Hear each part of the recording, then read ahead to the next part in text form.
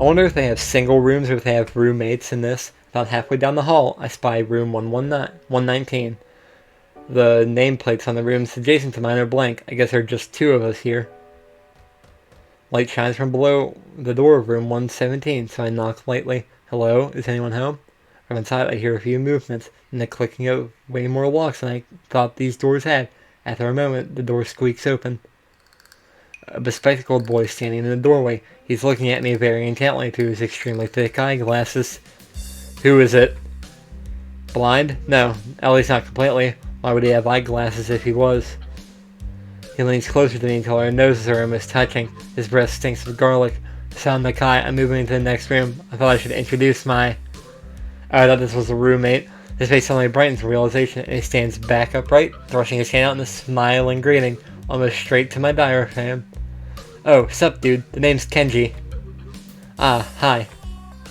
I take Kenji's sweaty hand and shake it, still a little rattled by the sudden change of attitude of the vehement welcome. There were some suspicious-looking people going in and out of your room earlier. It was probably my parents. Your parents? You sure? Because it could have been some other people, too. You can't judge a book by its cover. His out-of-place proverb was left hanging between us awkwardly as I try to think of some way to respond. I'd say the chances are high enough. He shudders and makes some exaggerated hand gestures. You're a brave man, Hasao. Me? I don't think I could trust the chances. The only one I trust is myself. Does that mean I shouldn't get to know you either? He thinks about this for a while. A wise decision.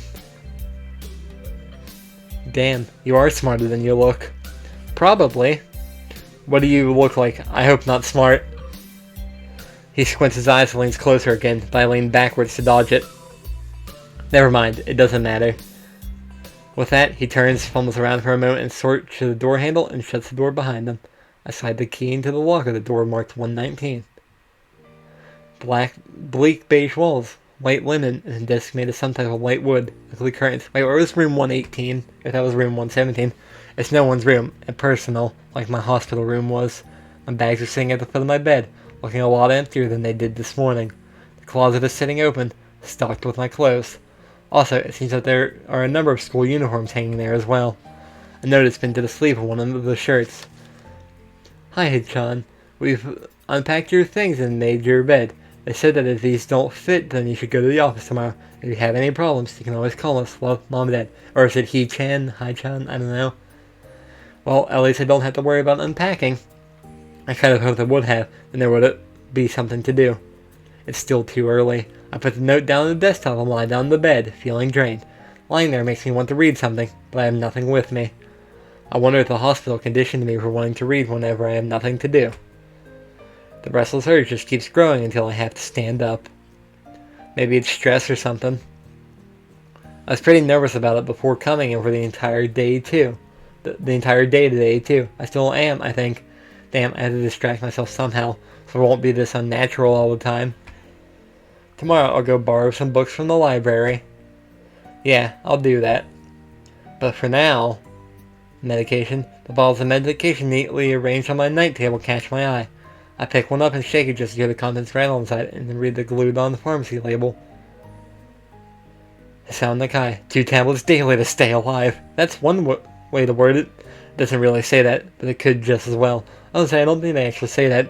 It's kind of twisted, having your life depend on chemicals like this. I resent it a little, but what choice do I have? I don't know if my medication... I'd take medication, but I don't know if it's, like, life-threatening if I don't. I've never not took it. With a sigh, I begin my new daily ritual of taking the right number of pills from each bottle, being careful to check the correct dosages. Then again, I've only never not took it, I've always had it my entire life.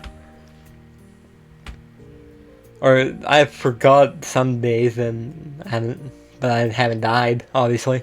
I lie down again, feeling hollow and uncertain, and after that I keep staring at the blank, unfamiliar ceiling for a long time. Knock on wood. It doesn't start looking any more familiar, not even after darkness falls, the long shadows draw across my room like fingers.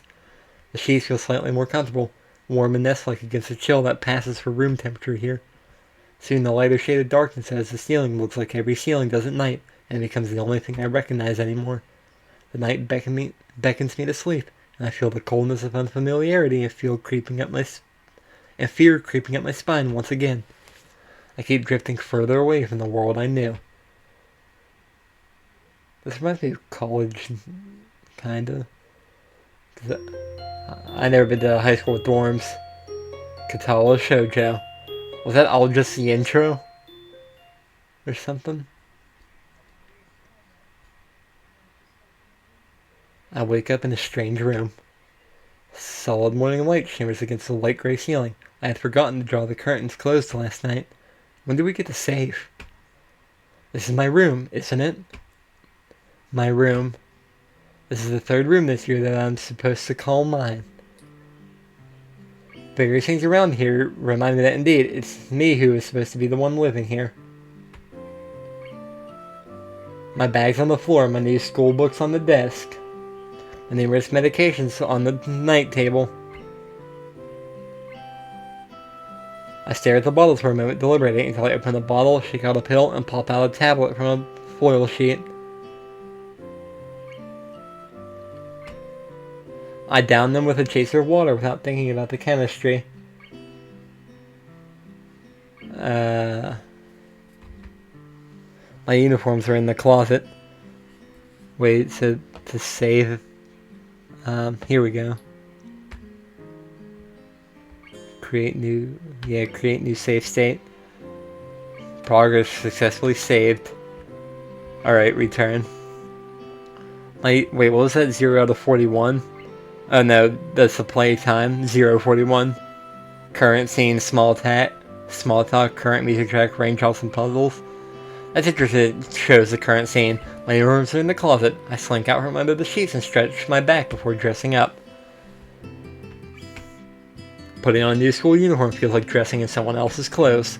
The artificial smell of generic detergent invades my nose, but the feeling of fresh cloth against my back is a good one, a natural one. It feels like a school uniform, as it should. It's not much different from what I used to wear before. That goes for other things, too. So far, this place seems more or less like a normal school. Except for the people.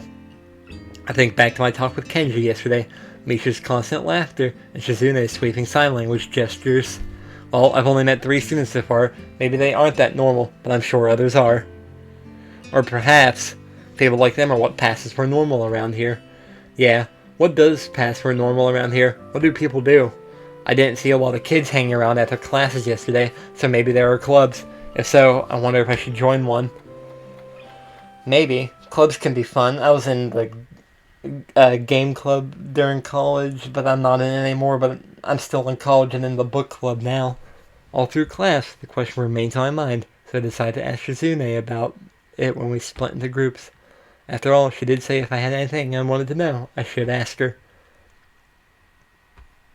Silence. More silence. Angry silence. She crosses her arms and shifts her gaze slowly to Misha, who looks more preoccupied with trying to grind the eraser of her pencil down so that the top is perfect and evenly flat.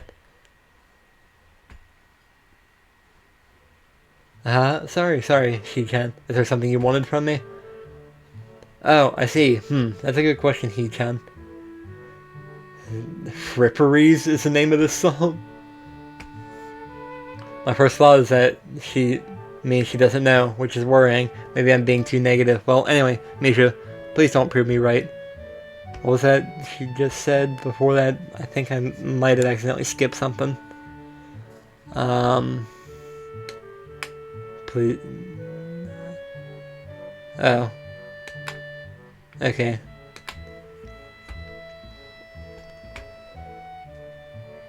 Oh, that's right. Everyone's encouraged to join a club. A lot of people do so because there isn't really anything else to do. There are also school events, like the festival coming up in a few days. Almost every student in the school tends to help out with it, doing whatever.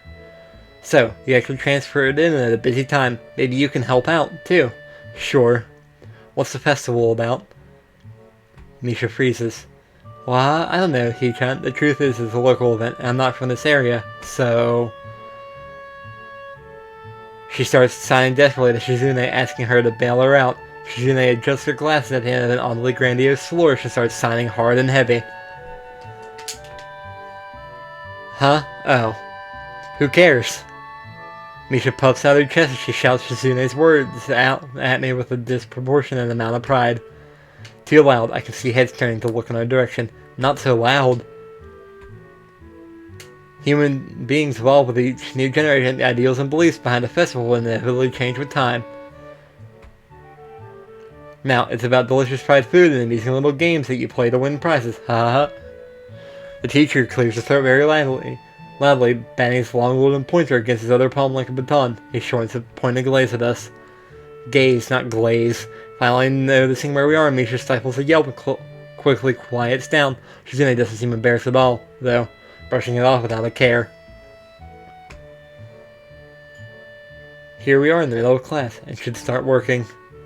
That's right, Shi-chan. What? That's right, He-chan. Are you asking because you're interested in joining a club? It could have been my eyes playing tricks on me, but I think I saw a suspicious glance and change between them.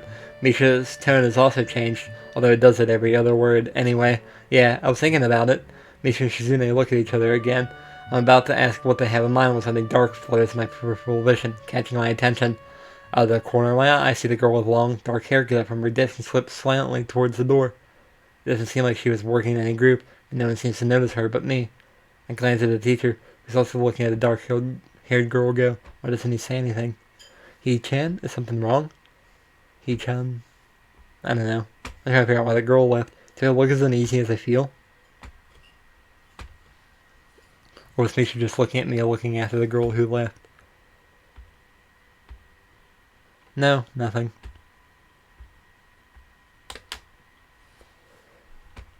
Oh, she's smiling about something. Okay, well, like we were asking, you don't have any plans for lunch today, do you? I guess not. I thought I would go to the library and pick up some books. Not really. Do you want to have lunch together then? Sure. Yay, well, huh? Okay, He-chan. Perfect. Oh, transition. The rest of class passed uneventfully. The girl with long hair never came back. Before I had the time to put any more thought into where she could have gone, the teacher informs us that it's time to stop working. Shizune looks more than a little annoyed that we only just barely managed to finish all our work on time. I'm just glad we finished it at all. It's not a contest or anything. Yes, it is, He-chan. Impossible. Really? Really. I've noticed this before, but it's kind of funny how Misha is always moving her hands and signing not only everything she says, but what anyone else is saying at any given time. Obviously, it must be so Shizune can understand it. Her eyes dart back and forth between Misha's hands and me. I don't know who I'm supposed to be looking at. I'm talking to Misha, but that might be wrong. Maybe I should face Shizune. I'm used to looking in the direction of the person whose voice I'm hearing. But really, Shizune can't hear me, but it would be disrespectful to talk to her only through Misha. And again, isn't that what she's doing? No, she's at least looking at me. This is all very confusing and will take some time to get used to. It's not a contest, because contests are competitions that are a prize. If there's no prize on the line, it's not really a contest. Shizune's eyes flash dangerously with a competitive glare. She stares at me as if surprised that I'm challenging her. I think that maybe this is a contest to her. I never noticed before how dark and blue her eyes are. It's truly an alluring gaze. I almost said glaze again. Are you sure, He-chan? Very sure.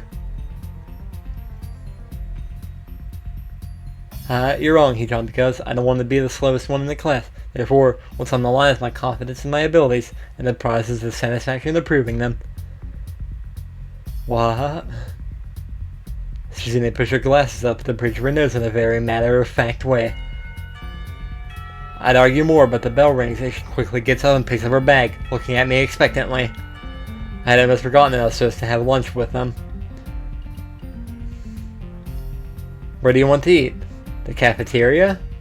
That's so plain. Okay, let's go. Plain, well I guess. At my old school, I like to eat outside, near the back of the building. It was a good spot, but I didn't find it until near the end of my freshman year.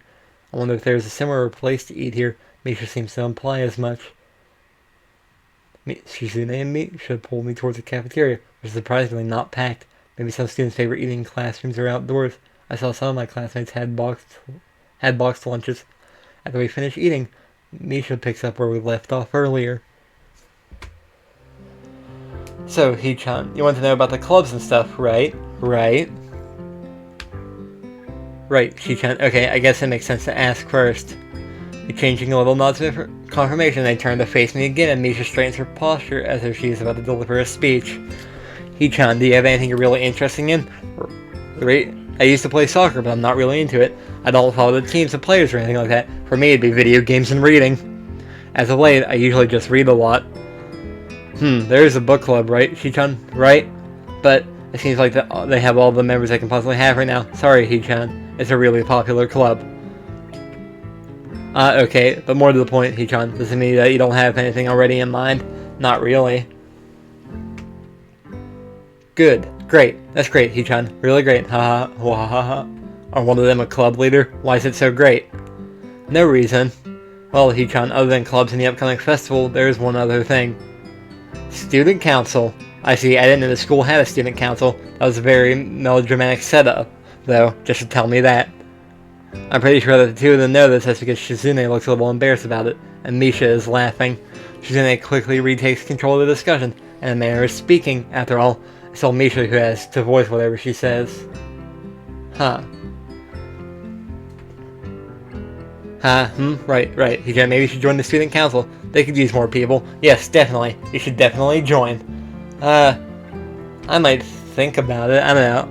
I tried to join the student well, not really a student council. I was in the National Honor Society. I tried to run for the student council back in it, but I couldn't get it.